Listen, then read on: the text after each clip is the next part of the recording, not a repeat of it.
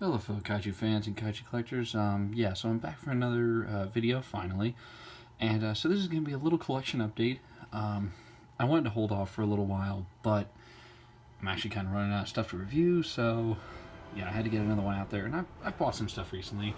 Some of it more on the expensive side, some of them not so much. But yeah, so basically if you're wondering why my collection updates are usually so small, it's mainly just because I try to look for the best deals for certain things, and I don't always just buy Godzilla or Ultraman. Like, I'll buy a lot of different stuff. So, yeah, and I'm incorporating a little bit more now. Actually, this first thing I was supposed to show a little while ago, but I forgot to in my last update. So, moving on to the first thing, it is actually the first volume of the original Gundam series. Now, this is the Mobile Suit Gundam from Lee 1980. I know it's from the it's the original series, so it's the first volume, episodes 1 to 21. And yeah, now this was, I believe, I got this for a gift actually. I believe this was like 30 or 40 bucks on Amazon. So yeah, that's the one thing about anime DVDs. Like, you're never really gonna find anything for a bargain, but sometimes you get some really good deals. So yeah, so it's just discs, and so it's a 4-disc set,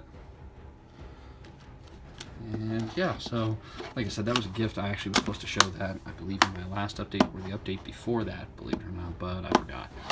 So moving forward, going back to the beginning of the summer, I actually picked this up from Amazon as well. Now this one I bought myself. But it is another Shout Factory, or Tokyo Shock DVD, sorry.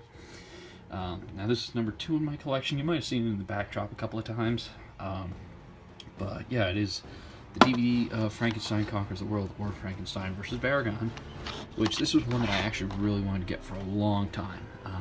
This has been a long time coming, and there's actually some stores on Amazon right now that are stocking them for pretty cheap. They're either like $25 or less. So I wanted to grab this one up as soon as possible, because up until that point, the only one that I had was the used copy of the Mysterians that I bought. So yeah, I mean, that's the special features there. I will be doing a review for this sometime in the future, but let me just show you the discs quickly. Yeah, so you get both the Japanese, international, and the US release. So you get all 3 of them on 2 discs. So I'll lay these down.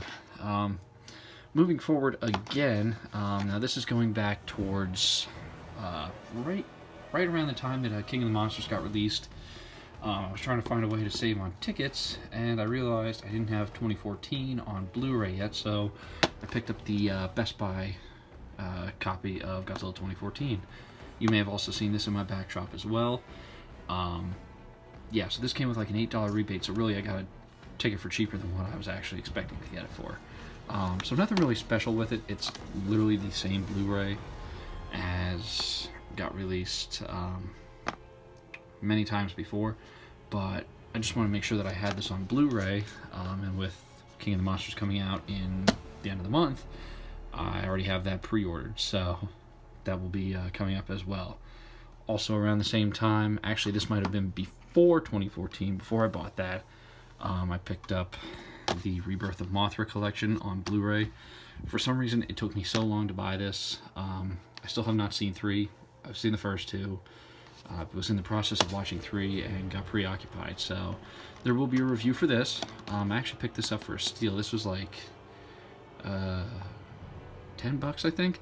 Usually FYE has it listed for like 20 or 30, but I was able to get this for 10 bucks. And the 2014 Blu-ray, I believe, was only like 7 or 8.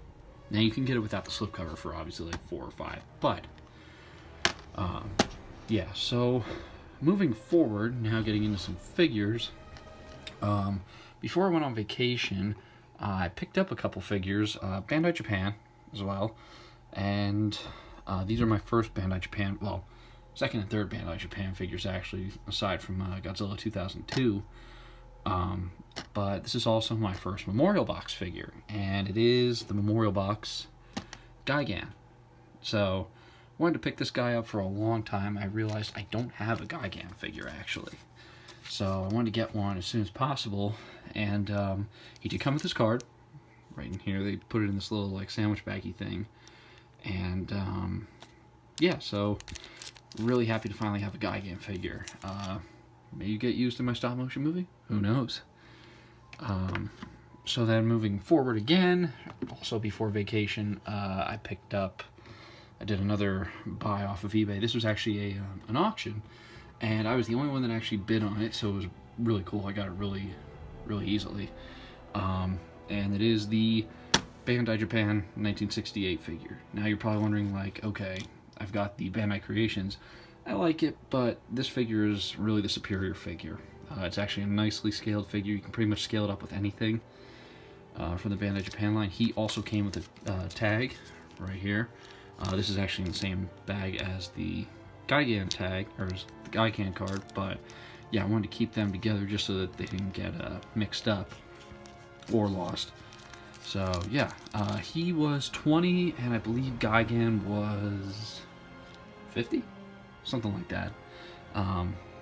Both of them came from Japan, so I had to import them. No big deal though. So yeah, let me get him out of the way. And now moving on to the vacation buys. Now, Barnes & Noble always does a Criterion sale, which kind of gives away what my next pickup is.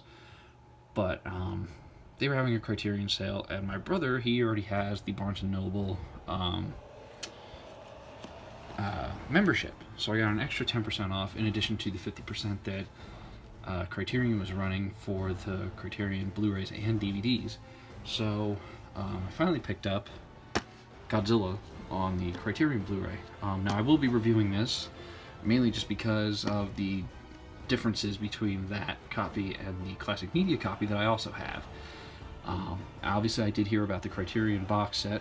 I will be buying that. Yeah, I'll be double dipping on this, but we also get all 15 Godzilla movies from the Showa series in one gigantic box set, which is going to be pretty cool, because I didn't even have, this is I think the first one out of the Showa series that I have on Blu-ray. So I've got all the other ones on DVD. It's just I never got around to getting all the other ones on Blu-ray.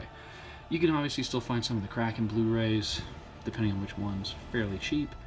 But yeah, now with Criterion putting them out, it'll be actually pretty interesting to see what they do with it.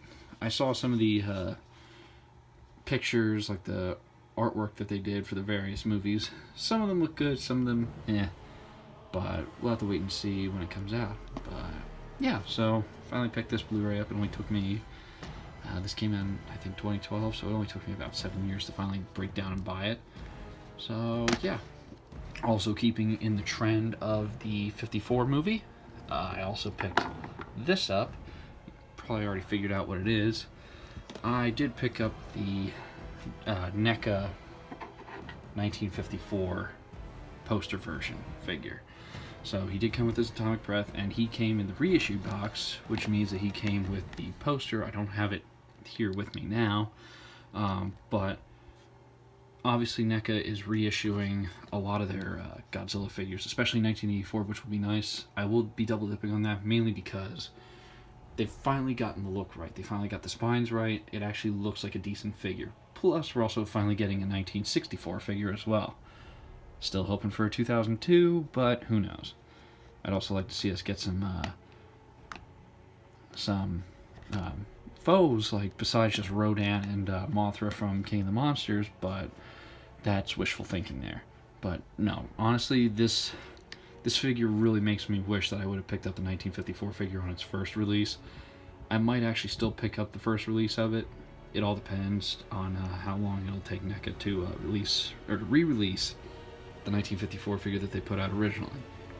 But I think I only paid like 25 bucks for this, which is a steal compared to what some of the places that I was seeing it at. Like, there was a comic shop while I was on vacation that wanted 36 bucks for this, and I'm glad that I passed on that figure right then and there, because I got this one cheaper. And the Godzilla Blu-ray I got for like 20 bucks after tax. So yeah, I really got that for a steal, because I already took the 50% off, which already took it down to 20 plus the extra 10, which was taking it down to like 18 bucks. So yeah, but yeah, so hope you guys enjoyed the video. I believe that is all my stuff that I've bought recently, and yeah, so hope you guys enjoyed the video, and look forward to the reviews coming up in time. I'm going to try to do them in order this time instead of out of order.